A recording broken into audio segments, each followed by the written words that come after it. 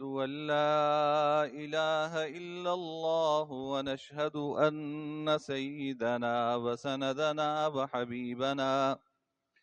وحبيبنا ومولانا محمدا عبده ورسوله صلى الله تعالى عليه وعلى آله وصحبه أجمعين. اما بعد، برادران عزیز، بزرگان محترم، حج کا بیان چل رہا تھا. میں نے عرض کیا تھا کہ زندگی میں ایک مرتبہ حج کرنا فرض ہے. اگر کسی شخص کے پاس اتنی رقم ہو کہ وہ حج کو جا سکے اور اپنے اہل و عیال کا خرچہ وہ برداشت کر سکے تو اس پر حج پر جانا فرض ہے. جس طرح نماز فرض ہے، روزہ فرض ہے، اسی طرح ایسے صاحب استطاعت شخص پر حج بھی فرض ہے. فَلِلَّهِ عَلَى النَّاسِ حِجُّ الْبَيْتِ مَنِ اسْتَطَاعَ إِلَيْهِ سَبِيلًا. چوتھے پارے میں اللہ تعالیٰ نے فرمایا کہ لوگوں کے لیے بیت اللہ کا حج فرض ہے، اللہ کے لیے. من استطاع الیہ سبیلا، جو شخص بیت اللہ جانے کی استطاعت رکھتا ہے، جو شخص بیت اللہ جانے کی استطاعت رکھتا ہے اس کے اوپر اللہ کے لیے حج بیت اللہ فرض ہے، ضروری ہے. البتہ اگر کسی شخص پہ حج فرض تو ہو گیا لیکن وہ کسی عذر کی وجہ سے جا نہیں پا رہا، یا خواتین ہیں جن پر حج فرض ہے، یعنی ان کے پاس اتنا زیور ہے، اتنا پیسہ ہے کہ وہ حج ادا کر سکتی ہیں، لیکن محرم نہ ہونے کی وجہ سے وہ حج کو نہیں جا پا رہی. یعنی اپنا تو پیسہ ہے لیکن ساتھ کوئی محرم جانے والا نہیں ہے. تو اچھی طرح ذہن میں رکھیے کہ ایسے لوگوں پر حج کی وصیت کرنا ضروری ہے.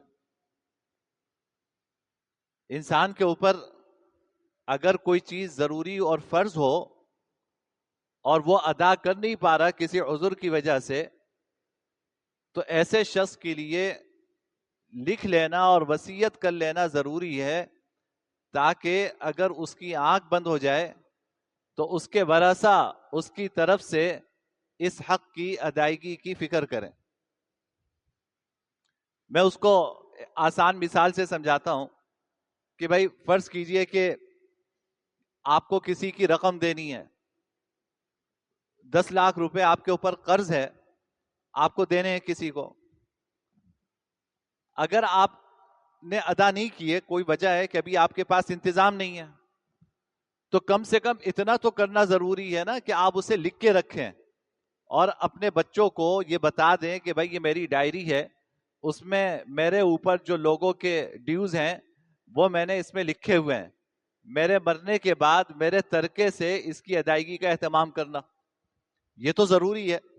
وجہ اس کی ہے کہ اگر آپ نے خود بھی نہیں ادا کیا اور کسی کو بتا کر بھی نہیں گئے تو آپ تو چلے گئے اور آپ کا جو کچھ ترکہ ہے وہ ورثہ نے آپس میں تقسیم کر لیا، جس کا قرض ہے اس کو قرض نہیں ملا. حالانکہ ترکے کی تقسیم تو تب ہوتی ہے جب پہلے قرضوں کی ادائیگی ہو جائے. ایک آدمی اگر دنیا سے جاتا ہے تو اس کے ترکے کی ورثہ کے درمیان تقسیم اس وقت ہوتی ہے جب وہ اس کے قرضے ادا ہو جائیں. اگر اس کے ذمے قرضے ہیں، لوگ آ کے اپنے قرضوں کا مطالبہ کر رہے ہیں، تو ورثہ کا کوئی حصہ نہیں ہے اس کی میراث میں. پہلے لوگوں کا قرضہ اس کے پیسوں سے ادا کریں، اس کے پیسوں سے قرضہ ادا کرنے کے بعد اگر کچھ بچتا ہے وہ ورثہ میں تقسیم ہوگا، نہیں بچتا ہے تو کوئی تقسیم نہیں ہوگا. حدیث میں آتا ہے کہ جناب نبی کریم صلی اللہ علیہ وسلم ایک صحابی کی نماز جنازہ پڑھانے کے لیے آگے تشریف لائے. آپ نے فرمایا کہ بھائی اس کے اوپر کیا، ان کے اوپر لوگوں کا قرضہ ہے؟ تو کسی نے کہا کہ ہاں ان کے اوپر لوگوں کا تو قرضہ ہے. آپ نے فرمایا کہ میں نماز جنازہ نہیں پڑھاؤں گا، تم خود اپنے ساتھی کی نماز جنازہ پڑھاؤ. ایک صحابی آگے بڑھے، غالباً حضرت معاذ بن جبل ہیں. وہ آگے بڑھے, انہوں نے کہا کہ یا رسول اللہ اس کے اوپر جتنا قرض ہے میں اس کی ادائیگی کا التزام کرتا ہوں, میں ذمہ داری لیتا ہوں کہ میں اپنے اس بھائی کا سارا قرضہ ادا کروں گا. جناب نبی کریم صلی اللہ علیہ وسلم پھر آگے بڑھے اور آپ نے نماز جنازہ پڑھائی. آپ اندازہ کیجئے کہ لوگوں کی جو دینداری ہے, آپ کے اوپر جو لوگوں کے قرضے ہیں, وہ کوئی معمولی بات نہیں ہے. آپ نے نماز جنازہ پڑھانے سے انکار کر دیا, اور جنازہ بھی کس کا؟ صحابی رسول کا جنازہ. انہوں نے ذمہ داری لی کہ یا رسول اللہ میں ان کے قرضے کی ادائیگی کی ذمہ داری لیتا ہوں. تو آپ آگے بڑھے اور آپ نے نماز جنازہ پڑھائی. تو اس لیے اگر کسی کے اوپر لوگوں کا قرضہ ہے, آپ کسی وجہ سے, کسی عذر کی وجہ سے ادا نہیں کر پا رہے, تو کم سے کم اپنی ڈائری میں لکھ کے تو رکھیں. آپ کی آج آنکھ بند ہو جاتی ہے, کسی کو کیا پتا کہ آپ کے ذمے کس کا قرضہ ہے, ورثہ کیسے ادائیگی کریں گے؟ اس لکھنے کو اچھی طرح سمجھ لیں, اس لکھنے کو وصیت کہتے ہیں. آپ کے اوپر جو ذمہ داریاں ہیں, ان ذمہ داریوں کے لکھنے کو وصیت کہتے ہیں. وصیت کوئی ٹیکنیکل چیز نہیں ہے, لوگوں نے اس کو بڑی ٹیکنیکل چیزیں بنا دی ہے. جیسے مغرب میں ول کہتے ہیں نا جس کو, اس کے الگ قوانین ہیں. ہماری شریعت کے اندر ول کا تصور الگ ہے. مغرب میں وہاں تو میراث نہیں جاری ہوتی, ان کے ہاں میراث کا تصور نہیں ہے, ان کے ہاں ول کا تصور ہے. ہمارے قرآن نے ہمیں ورثہ کا حصہ بتایا ہے. البتہ یہ بتا دیا کہ پہلے قرضوں کی ادائیگی کرو گے, اس کے بعد کچھ بچے گا تو وہ تمہارے ورثہ کو ملے گا. چوتھے پارے میں سورہ نساء کے دوسرے رکوع میں اللہ تعالیٰ نے تفصیل سے یہ ساری باتیں بیان فرمائی. تو جو آپ کے اوپر ذمہ داریاں ہیں اس کے لکھنے کو وصیت کہتے ہیں. یعنی جو وصیت کرنا ضروری ہے, اپنی ذمہ داریوں کو لکھنا, یہ ایسی وصیت ہے جو وصیت کر کے جانا ہر مسلمان کی ذمہ داری ہے اور اس کے لیے ضروری ہے. اسی طرح آپ پر حج فرض تھا, آپ حج ادا نہیں کر سکے, کسی عذر کی وجہ سے نہیں کر سکے, تو کم سے کم آپ لکھ کے جائیں, آپ لکھ کر جائیں کہ بھائی میں حج نہیں کر سکا, میرے مرنے کے بعد میرے ترکے میں سے میرا حج ادا کروا دیا جائے. آپ کا بچہ خود آپ کی طرف سے حج ادا کر لے یا کسی اور کو بھیج دے, لیکن آپ یہ وصیت کر کے جائیں کہ بھائی میرے اوپر حج فرض تھا, میں عذر کی وجہ سے حج کر نہیں سکا, تو میری طرف سے حج فرض جو ہے وہ ادا کر دیا جائے. البتہ ایک فرق ہے کہ اگر آپ کے اوپر قرضوں کی ادائیگی ہے, اس میں تو آپ کا پورا مال خرچ ہو جائے, پہلے لوگوں کے قرضے ادا کیے جائیں گے, پہلے لوگوں کے قرضے ادا کیے جائیں گے, سارا مال قرضوں میں چلا جائے, کچھ بچے گا تو ورثہ کو ملے گا, نہیں بچے گا تو نہیں ملے گا. لیکن یہ جو حج کرنے کی وصیت ہے یا روزوں کا فدیہ ہے, آپ روزے نہیں رکھ سکے, اس کا فدیہ آپ کی ذمہ داری ہے, تو یہ 1/3 مال کی حد تک ورثہ آپ کی اس وصیت کو پورا کرنے کے پابند ہیں, اس سے زیادہ میں نہیں ہے. یہ ذہن میں رکھیں. اس لیے خود حج کرنے کی فکر کریں. یعنی اگر فرض کیجئے کہ ایک آدمی پہ حج فرض ہے, وہ نہیں کر سکا, اس نے ڈائری میں لکھ لیا, بچوں کو بتا دیا کہ بیٹا میں حج نہیں کر سکا, تو اگر میرا انتقال ہو جائے تو میرے ترکے سے میرا حج کروا دیے جائے, جس کو آپ کہتے ہیں حج بدل, حج بدل اس کو کہتے ہیں. تو ان کی ذمہ داری ہے کہ اگر آپ لکھ کر گئے ہیں اور پیسے بھی چھوڑ کے گئے ہیں تو وہ آپ کا حج کروائیں, لیکن آپ کے کل جائیداد اور کل مال جو چھوڑ کر گئے اس کے 1/3 1/3 کی حد تک ان کی ذمہ داری ہے, اس سے زیادہ نہیں ہے.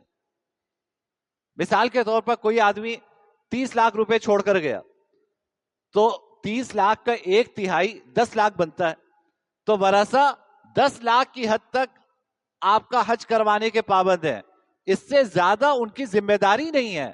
اگر کوئی کروا دے تو اس کی سعادت کی بات ہے. تو اس لیے بھائی جس کو اللہ نے موقع دیا وہ اپنا فرض حج ادا کرنے کی فکر کرے, اور اگر کسی عذر کی وجہ سے نہیں جا پا رہا تو کم سے کم اس کی وصیت لکھ جائے، اپنی ڈائری میں لکھ جائے، تاکہ اللہ کے ہاں پکڑ نہ ہو. آپ کے ورثہ آپ کی طرف سے حج بدل کرا دیں گے تو اللہ تعالیٰ آپ کی ذمہ داری جو ہے وہ پوری سمجھیں گے، آپ کی ذمہ داری ادا ہو جائے گی. لیکن اپنی ذمہ داری اپنے پاؤں سے چل کے انسان انجام دے، اس سے اچھی کیا بات ہے؟ میں مر جاؤں، مجھے نہیں پتا میں کتنا چھوڑ کے جاؤں گا نہیں جاؤں گا، مجھے نہیں پتا میرے بچے میری طرف سے حج کروائیں گے یا نہیں کروائیں گے، تو میں دوسروں کے اوپر ڈیپینڈنٹ کیوں ہوں؟ اگر اللہ نے مجھے دیا ہے، اللہ نے مجھے صحت دی ہے، اللہ نے مجھے مال دیا ہے، میں دنیا جہاں کی سیر و تفریح کرنے جاتا ہوں، تو میں اپنا حج فرض ادا کرنے کی فکر کیوں نہ کروں؟ سارے کام دنیا کے کر رہا ہوں. لوگ کہتے ہیں بھائی اتنا پیسہ خرچ ہو جائے گا. آپ عجیب بات یہ دیکھیے کہ حج میں پیسہ جاتا ہے، لیکن حج کی خاصیت اللہ کے حبیب نے یہ بیان فرمائی کہ الحج والعمرۃ تنفیان الفقر.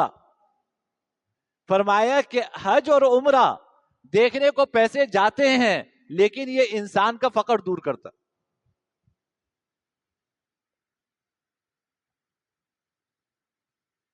حج اور عمرہ پیسے دیکھنے کو پیسے خرچ ہو رہے ہیں. ایک آدمی حج کر رہا ہے، 15 لاکھ روپے خرچ ہو گئے.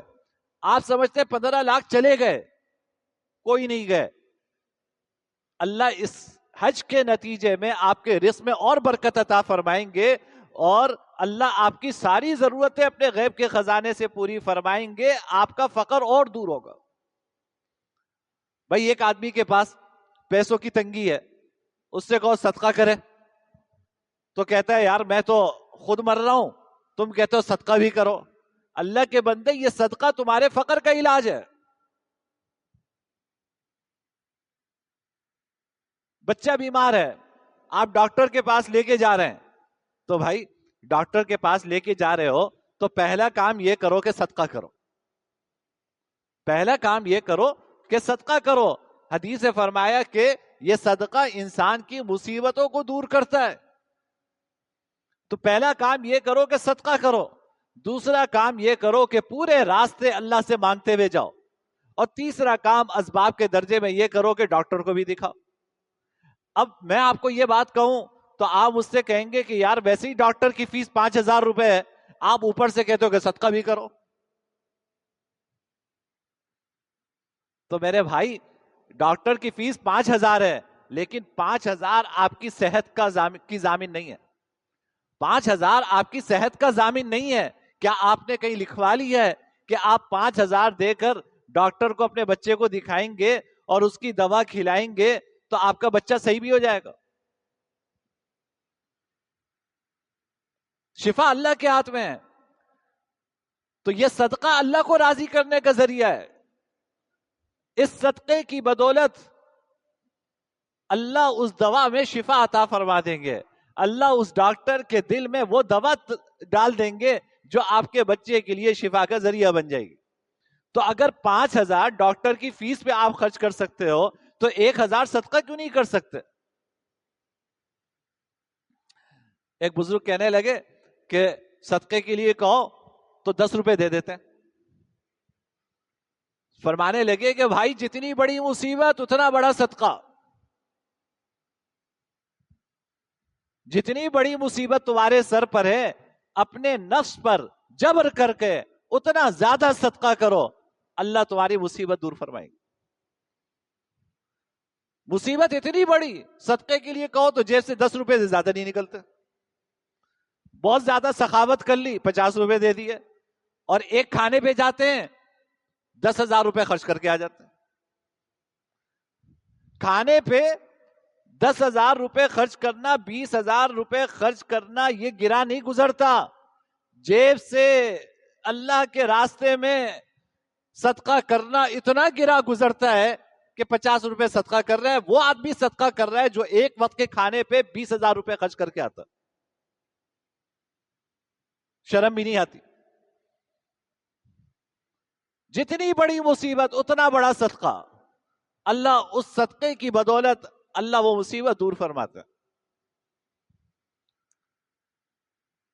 تو میں یہ عرض کر رہا تھا کہ بھائی آدمی حج کی وصیت کر کے جائے اور اس حج سے پیسے نہیں کماتے، اللہ اس سے اور فقر دور فرماتے ہیں، اللہ اور برکتیں عطا فرماتے ہیں، اور انسان وہاں سے لوٹتا ہے تو ایک نیا عزم لے کے لوٹتا ہے، عمل کا نیا جذبہ لے کے لوٹتا ہے.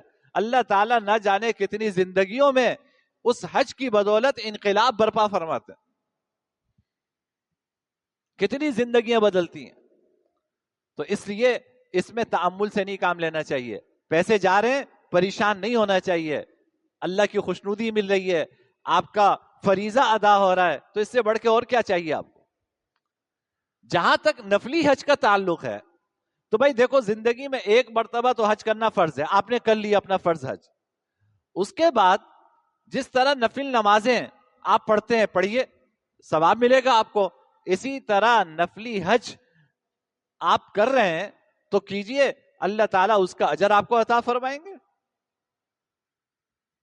انسان حج کرتا ہے تو اس کے اگلے پچھلے سارے گناہ معاف ہوتے ہیں.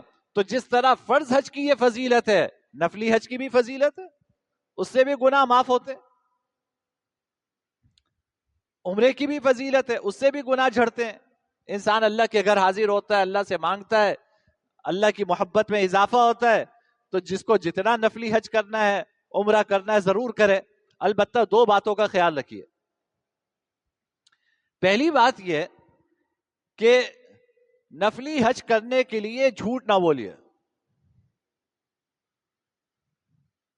ہمارے ہاں نیک اور دیندار طبقے میں یہ بیماری ہے، ہر سال حج کو جاتے ہیں اور جھوٹ بول کے جاتے ہیں. قانوناً جہاں تک مجھے معلوم ہے، آپ 5 سال سے پہلے حج پہ نہیں جا سکتے دوبارہ. اس کے لیے حج بدل جھوٹا فارم میں جھوٹ لکھتے ہیں کہ جی میں تو حج بدل کرنے جا رہا ہوں، حالانکہ آپ حج بدل کرنے نہیں جا رہے، آپ نفلی حج کے لیے جا رہے ہیں، آپ کسی کا حج بدل کرنے نہیں جا رہے.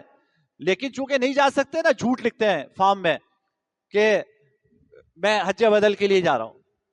کسی عورت کو اپنا محرم بنا لیتے ہیں جھوٹ بول کر. عورتیں جھوٹ لکھ کر کسی مرد کو، نامحرم کو اپنا محرم ظاہر کرتی ہیں اور حج کو جاتی ہیں. بھائی جھوٹ بول کر، گناہ کر کے آپ حج کو جاؤ گے تو اللہ کیا یہ حج کیا قبول ہوگا؟ جو بھی قانونی پابندی ہے، ہمیں اس قانون کا پابند رہنا چاہیے اور اس کی اطاعت کرنی چاہیے. اگر قانون منع کرتا ہے آپ کو، آپ نہیں جائیے 5 سال سے پہلے. ہاں باقی آپ حج بدل پہ جا رہے ہوں یا کسی کے محرم بن کے جا رہے ہوں تو ضرور جائیے. لیکن جھوٹ بول کر حج کرنا، اس کی اجازت نہیں ہے. دھوکہ دینا، جھوٹ بولنا، لوگوں کے پیسے کھا کر نفلی حج کرنا، لوگوں کے قرضے واپس نہ کر کے نفلی حج کرنا، ایسا حج نہ کیجیے، ایسا حج نہ کیجیے. بھائی دیکھو، ہم نیکی کے لیے بھی نہ جانے کتنے گناہ کرتے ہیں، یہ پتہ نہیں، یہ ہماری عادت ہو گئی ہے. مسجد میں آ رہے ہیں نا نماز کے لیے، تو آپ دیکھیے نماز کے لیے آنا کتنا بڑا کام ہے، لیکن نماز کے لیے بھی آتے ہوئے گناہ پہ گناہ کر کے آتے ہیں.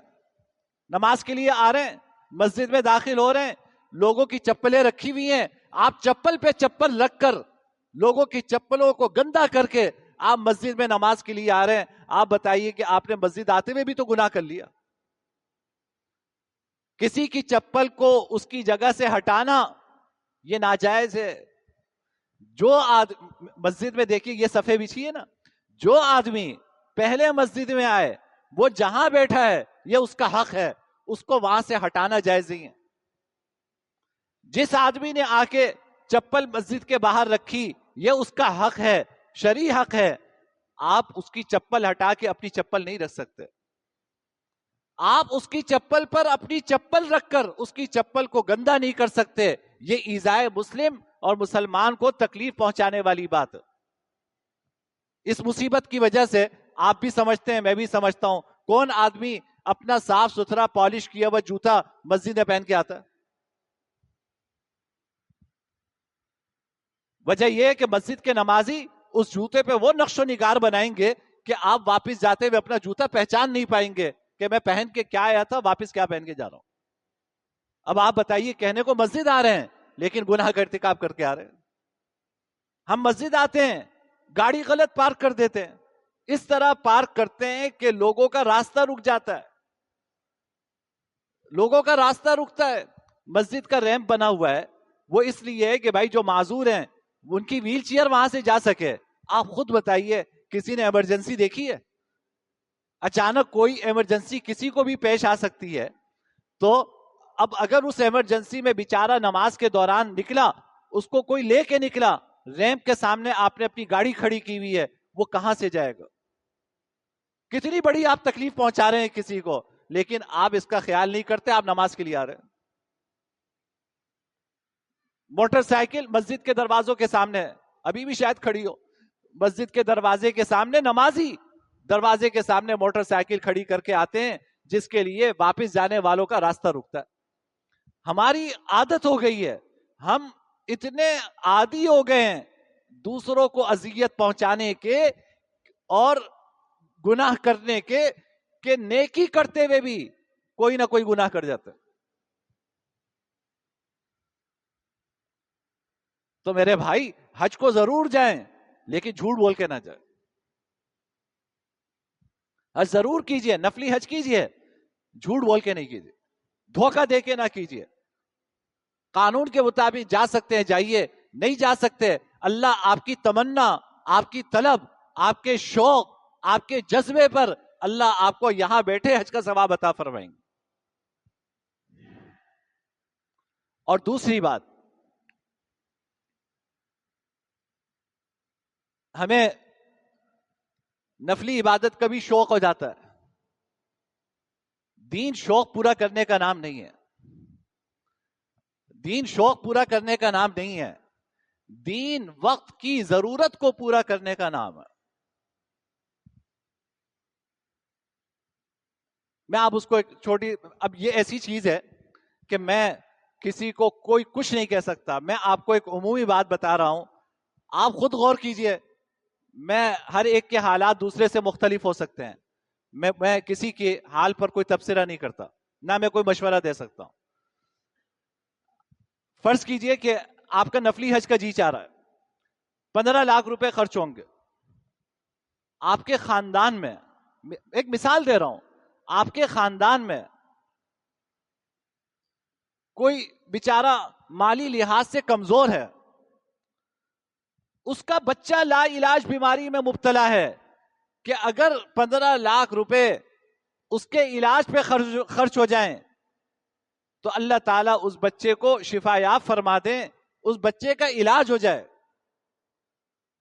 لیکن افسوس یہ ہے کہ ہماری توجہ اس طرف نہیں جاتی.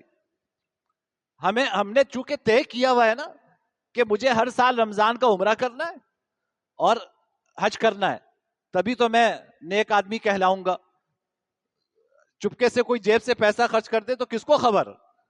یہاں تو پتہ ہے کہ جی صاحب ہر سال عمرے پہ جاتے ہیں, وہاں دسترخوان بھی لگاتے ہیں, اور ہر سال حج پہ جاتے ہیں, سب کو دنیا جانتی ہے.